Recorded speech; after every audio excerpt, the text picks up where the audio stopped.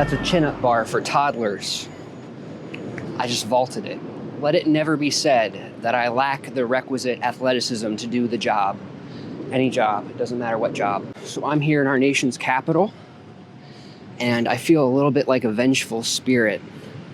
Like my soul has not been laid to rest properly, so now I am consigned to haunt this swamp for the rest of eternity. Anyway, during the past couple of months, I have had the privilege of being part of a program called the Demmer Scholars, which is sort of a mix between a summer jobs program and like an academic experience. The program's led by a guy named Mark Rey, who I think is about 80 years old, although I haven't carbon dated him. He used to be the Undersecretary of Agriculture in the George W. Bush administration. Since retiring from government, he's gotten involved in education. I think technically he's a professor at the University of Michigan, or is it Michigan State? I think technically he's a professor at Michigan State. And he helps people like me, clueless young adults, find internship opportunities here in Washington, D.C., usually focused on natural resources or conservation or something else in kind of the environmental policy sphere. Me personally, I got placed in a position at ACORE, which is the American Council on Renewable Energy. It was really cool. I got to do some things that were pretty important. I felt like I made a difference in some pretty consequential areas, despite just being a lowly intern. And on top of that, as a student of Demmer, I had a great many experiences. We pretty much every weekend go on a trip to some place or other. Sometimes it's right here in the nation's capital, like we just did a White House tour. And sometimes we go all the way out to like rural Pennsylvania and, you know, tour like an ancient mansion or something. Yeah, Mark Rey likes to keep it fresh. He likes to, you know, mix things up a little bit. So I'm gonna kind of walk through some of those experiences as well. And I hope you end up enjoying this video. I'm gonna try to like edit it a little bit differently than usual, make things a little bit more dynamic, a little bit more interesting. This is gonna be like half video essay, half vlog, you know, a little bit of everything, a little bit of something for everyone. You know what I'm saying? You feel me? You feel me? Okay, cool. Let's get into it.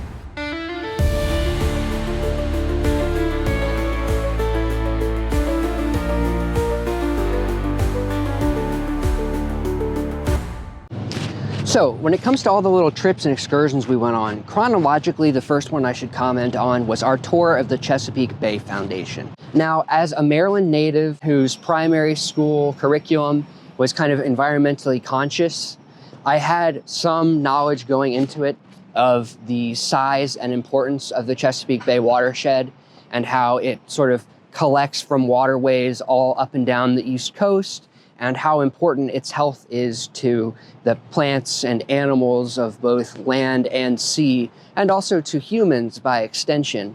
But it was cool to kind of get a refresher on that. It was cool to tour the facility and see all the innovative?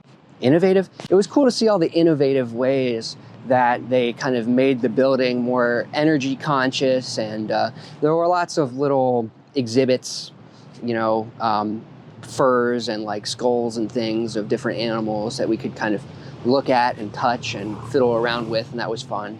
And then to cap it all off, we went canoeing down the Chesapeake Bay, and that was great. I always love canoeing. Canoeing is awesome.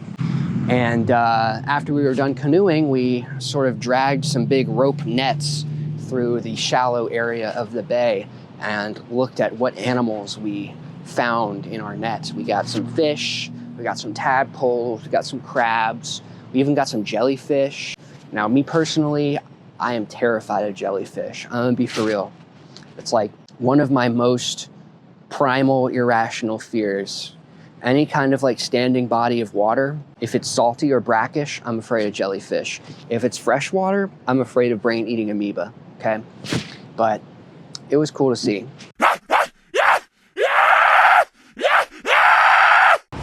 A couple weeks later, we went to Rehoboth Beach in Delaware, which is a part of the country I had never been to before. And the purpose of that trip was to learn more about horseshoe crabs. We were visiting the area in the peak of the horseshoe crab spawning season. So we were told to expect thousands upon thousands of horseshoe crabs covering every inch of the beach. Unfortunately, that's not quite what we got, because we went during a period of low tide when there was a lot of rain, and conditions were just not quite right. But there were still a few horseshoe crabs here and there, and we got to see them out in the wild in their kind of natural environment, which was pretty cool. Horseshoe crabs themselves are extremely interesting creatures. They have bright blue blood, which is very useful in vaccine research because it has a tendency to coagulate when it's in the presence of bacteria. And what pharmaceutical companies do is they will expose batches of vaccines to that blood to see if there's a reaction in order to ensure that the batch is sterile and thus fit for human use. And this is pretty much a completely error-free testing method. And for whatever reason, they have not been able to synthesize this property. It turns out that natural, real horseshoe crab blood is the best substance there is on Earth for that purpose. Another thing that's very interesting about horseshoe crabs is the fact that their species has really not changed much in the last 400 million years, which evolutionarily speaking is kind of unprecedented. That makes them older than sharks, and I'm pretty sure older than even trees, which is kind of mind-boggling. They are one of the oldest species on Earth. So just fascinating creatures, and it's very cool to watch them eat as well. It's like a sarlacc pit. Much energy. I gotta see him eat this thing.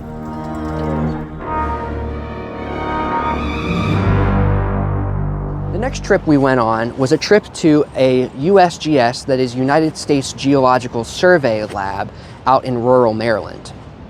Now, I did not know much about the USGS going into that trip, and I think that probably the average American does not know much about the USGS either.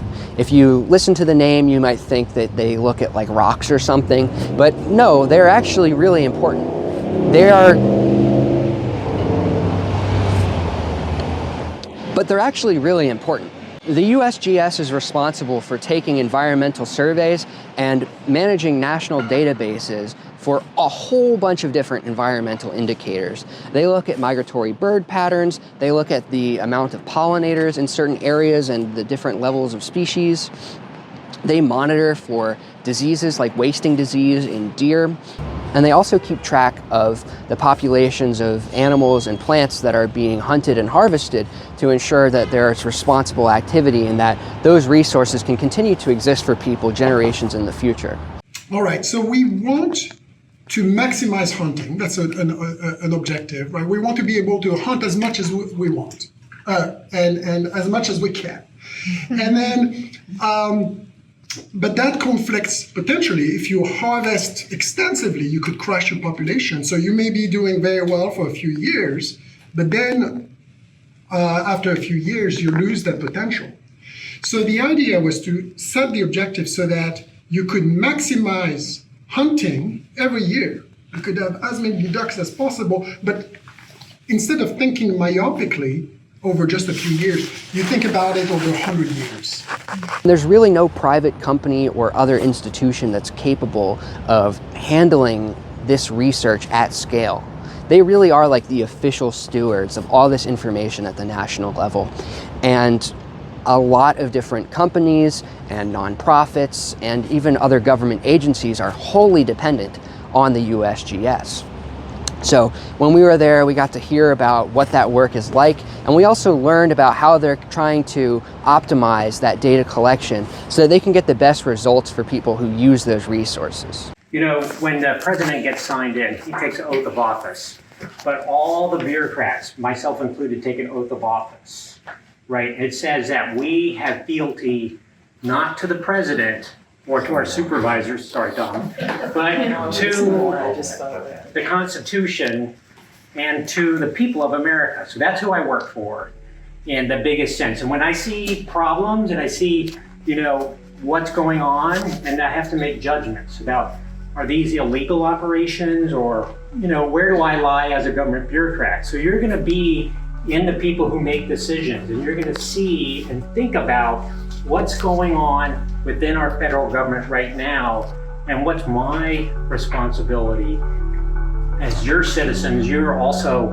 engaged, whether you know it or not, in what's going on. So the other thing is, think about what are the people that you're working for, what's their response, right? How are they dealing with the current circumstances? This is a special time. I don't know that you guys maybe get it, you probably do to some extent. You're gonna be in a place in a time where really big changes are going on. So think about that, ask questions, that's your role, right? You're outside the government. Ask them, how are they thinking about what's going on? Take a look at who's running, who's calling the shots within the government. So think about those kinds of things. The last trip I want to talk about was our overnight excursion to Gray Towers in Pennsylvania. Now, Gray Towers is the ancestral home of a man by the name of Gifford Pinchot. History buffs in the audience may recognize this name. He is considered to be the father of the conservation movement. He was responsible for the idea that there should be a public lands registry, that certain parts of the United States should be set aside specifically for preservation and study. On top of that, he was also a close personal confidant of President Theodore Roosevelt. We had the honor and privilege of being able to talk to Gifford Pinchot's grandson, Peter Pinchot, who is very much still alive and with it. And he talked to us about his thoughts on the modern environmental movement and where he thinks things are and should be headed going forward in the future. To me, there are three things which I really worry about. These are things which push the planetary boundaries, push us beyond the planetary boundaries of having a habitat for continued existence as high population humans. One of them is clearly climate. That's pretty popular, we know that. I mean, some of us know that. Some of us deny it even though we know it, they know it. Biodiversity to me is equally as critical a factor because it is so underlies agriculture and so many pieces of the modern lifestyle that we have no idea when you start pulling apart ecosystems and losing major species and trophic levels, et cetera, out of the ecosystem, whether or not humans can survive losing major amounts of biodiversity. And then, of course, we have agriculture and water and those kinds of issues. So these issues, I want to just say at the beginning, I don't believe anymore, and Mark, you may not agree with me, but I don't believe anymore that regulations can solve climate change, can solve biodiversity, can solve water, can solve food. These are things which we have to approach from a different angle than the environmental movement we've been doing so far by just going, we're going to stop you from doing this. No, that's not the problem. The problem is we have to innovate different ways of doing things, and you don't do that by regulations. Regulations assume that you know what to tell people not to do, but they don't have any understanding in the regulations of what might be a solution to some of these problems. So I will be on the pro-science, pro-innovation, pro-markets solutions to many of the critical problems of sustainability that we face now. And that's a sea change, because 20 years ago, we certainly did not believe that. And we distrusted capital, we distrusted corporations, and we distrusted business as being capable of solving the really critical problems. I think we have to change that. One constant throughout the duration of this program was our once weekly lectures that would be delivered to us by Mark Rey himself. He talked about the legislative process, the relationship between Congress and the executive branch, and he would pepper these with some wisecracks and anecdotes about his own experience as a member of George Bush's cabinet. And these were very informative and kind of folksy, and it was cool to kind of get everyone together and kind of learn from his wellspring of knowledge and experience. On top of that, during one of the more recent classes, I gave a presentation about my own experience as an intern at ACORE, and I feel like this is probably a good time for me to segue into talking about that subject. I'm going to just basically show a bunch of clips from my presentation rather than reiterate all those things that I said. Just keep in mind that it's sort of poorly cropped because I did not take the time to set up my camera angle properly. So I apologize in advance for that. If at various parts of the presentation the top of my head was cut off, you may just have to bear with it, unfortunately. I'm excited for this opportunity because I can talk a little bit about what I and our other intern, who usually joins us virtually, have been up to over the last several weeks. Noah, could you hit the key for the next slide? Okay, so a little bit about ACORE. It stands for the American Council on Renewable Energy. It is a sort of trade association, you could say, for the clean energy space. They're a 501c3 nonprofit founded in 2001 by Michael Eckhart, although he stepped away at some point in the process.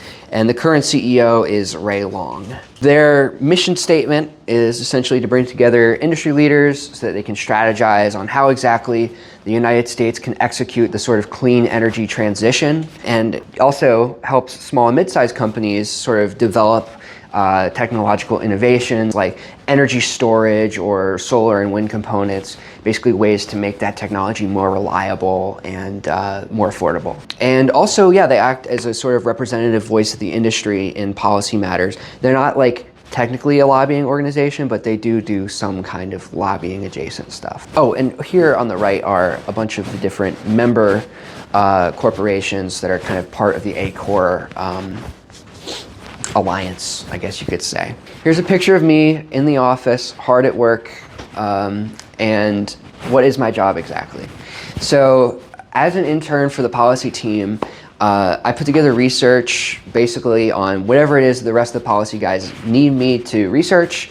If they need more information, if they need charts, graphs, PowerPoints, whatever, that would help them make the case for a certain policy. And also, sometimes I put together profiles on like different lawmakers or agencies or proposed policies, and to kind of help model what might be next in the pipeline and sort of understand like what's achievable and what is a good focus area. And of course I report to Noah Strand, and I work alongside my fellow intern, Aaliyah Castiglione, and like I said earlier, she mostly comes in on a virtual basis, although she was in for 1 week in person. So the first thing I did once I was officially part of the team is I got plugged in pretty much right away. They were looking at putting together a text in the Senate to kind of answer the House's version of the one big beautiful bill, or whatever you may wish to call it, the big reconciliation bill that passed ultimately on July 4th. So the House had released a text of the bill that was going to end solar and wind investment tax credits 60 days after passage of the bill. And so the industry leaders were kind of freaking out because that would have been a huge problem for them. The whole investment process is kind of predicated on these tax incentives existing, and it's sort of built into the math that they're doing in order to figure out how is it going to be feasible, when are they going to get return on investment, and all that sort of thing.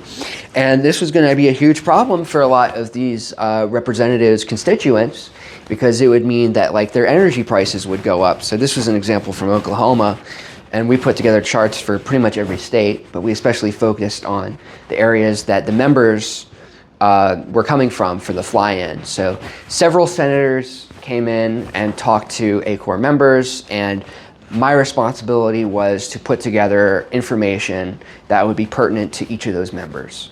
What's their history, what's their past stances on renewable energy, and then the state that they're representing, what's the energy mix look like? Are there big projects that could stand to be canceled and maybe hurt that state in a big way if the House policy went through?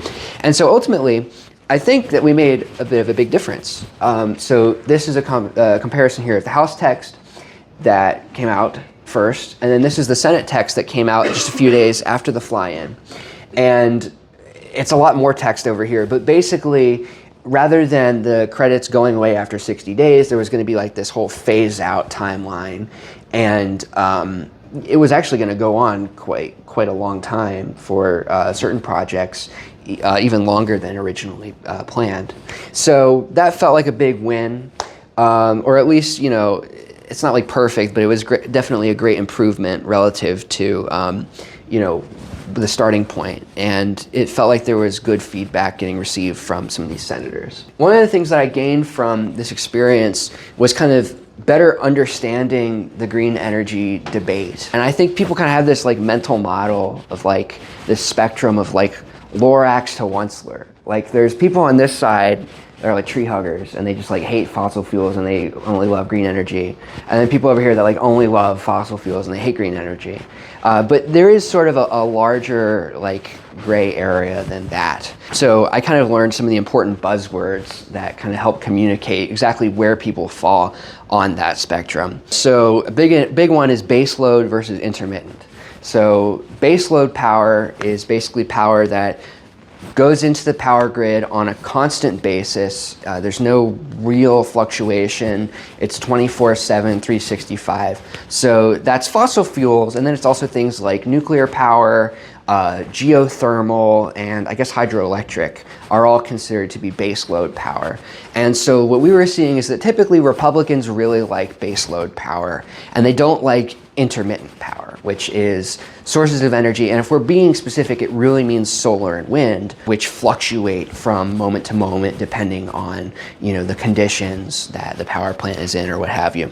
So then the next thing we get to is all of the above, which sort of means like you're kind of agnostic about the whole fossil fuel renewable energy thing, and your main concern is basically just like, let's just put more electrons onto the grid so that we can power people's homes, power all the AI data centers, and make energy as abundant and cheap as possible. And a lot of people say that they're all of the above because it like polls well, and then you kind of dig into it and maybe they're not quite as agnostic as they would like to present themselves as being. Some of these Republican senators, though, were kind of on that side of the debate, and they weren't necessarily in favor of the Inflation Reduction Act, which created the tax credits in the first place, but they also weren't like against the tax credits themselves. So we had people like Lisa Murkowski, John Curtis, Tom Tillis, who ultimately retired in part because of this, and Jerry Moran. They all like signed this big letter, and Senate Majority Leader John Thune was even just a little bit sympathetic as well, and he had some of his people come over in the fly-in. And then I'll briefly touch on these three.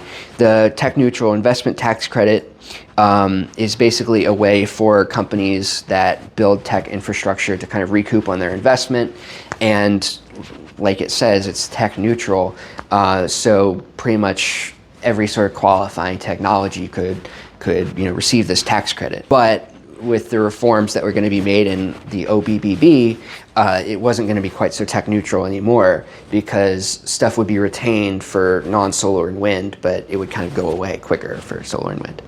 Foreign entity of concern. This is another big one that started to be more of an issue after this initial project, where again, solar and wind projects are singled out in a way that other energy forms really aren't. And there's this whole question, are these businesses doing business with China? Or maybe theoretically Russia or Iran, but really China. And if they are, then they're not going to get federal support. They need to prove that their investors are not Chinese, et cetera, et cetera. So there's all these new rules that were being proposed. And then finally, there's the interconnection queue. When projects are complete, they're not immediately tacked onto the grid.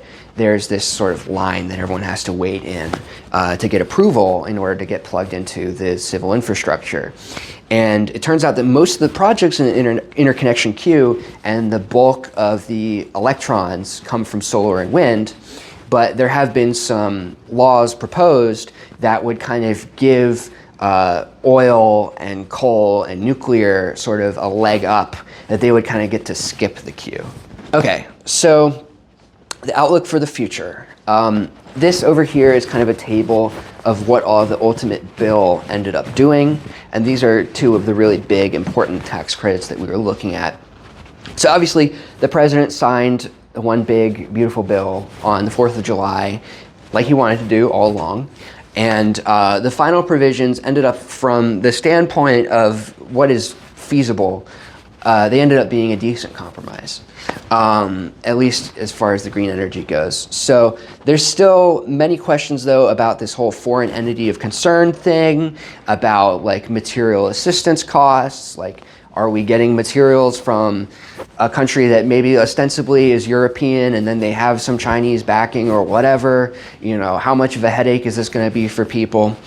And we're getting some signals from the administration that they're going to be pretty strict about this kind of stuff. On top of the reconciliation stuff, which is now on the books, there's appropriations bills under development, so the committees put together their own kind of slice of the budget.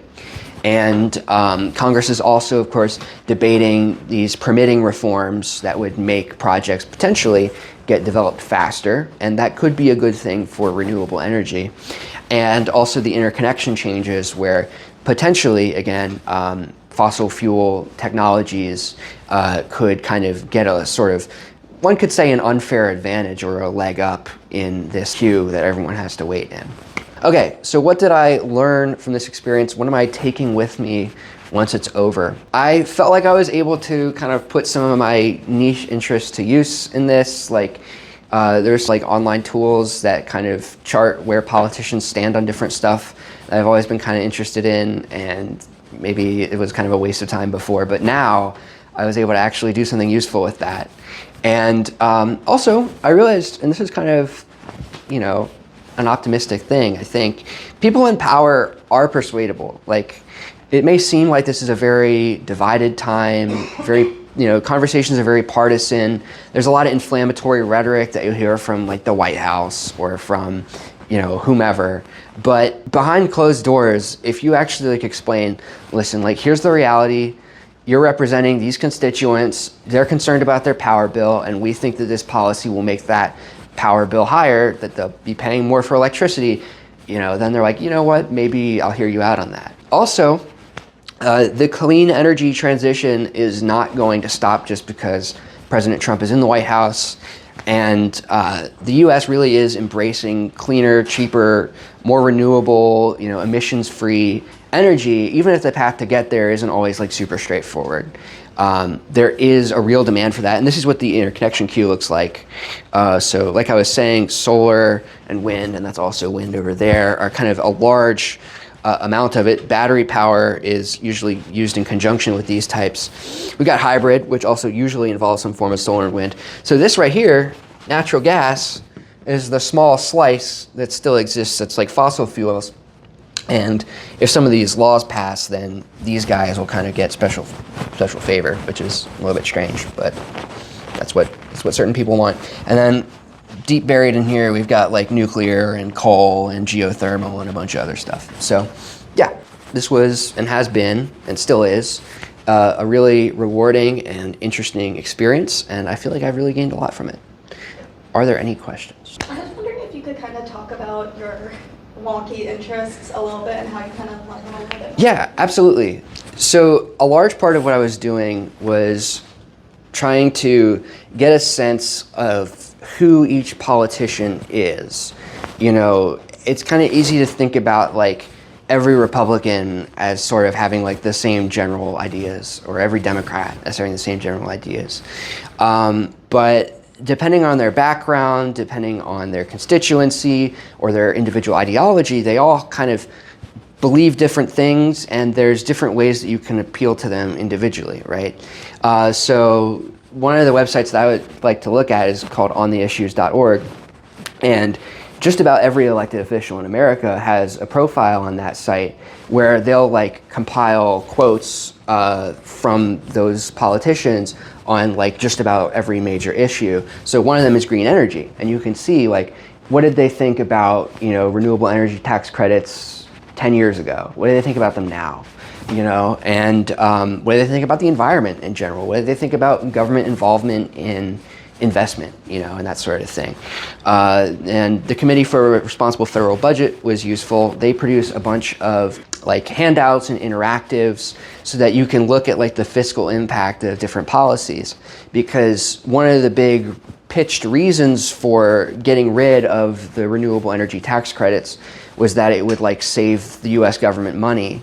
Well, we wanted to kind of make the case that maybe there are other ways that you could save money more effectively that wouldn't like raise people's power bill. And we want to see in context, like, how much money is it really saving, you know, and things like that. So I've interacted with these kind of websites in the past, and now I was like, great, I have a use case for this, you know? Yeah. Yes.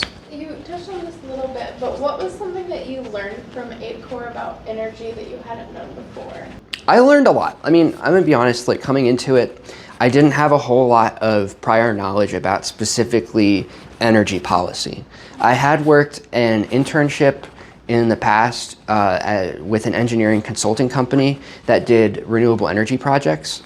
So I knew a little bit about green hydrogen and solar power, for instance, and I had a friend who worked at a wind energy company, so I knew just a little bit. But as far as I had no idea that most of the projects in the interconnection queue are solar and wind, for instance. And I had no idea just how much the solar and wind industries have grown in the past 5 years. I mean, it really has been they're deployable on a utility scale to a level that they have never been before, and that's in large part because of these tax credits. And also I got to figure out what exactly geothermal energy is. I'm gonna be honest, I had no idea what that really was up until recently, because it's not something you think about. So yeah, I just learned a lot in that kind of sense, yeah. So. What would you say your favorite thing that you've done during your internship is?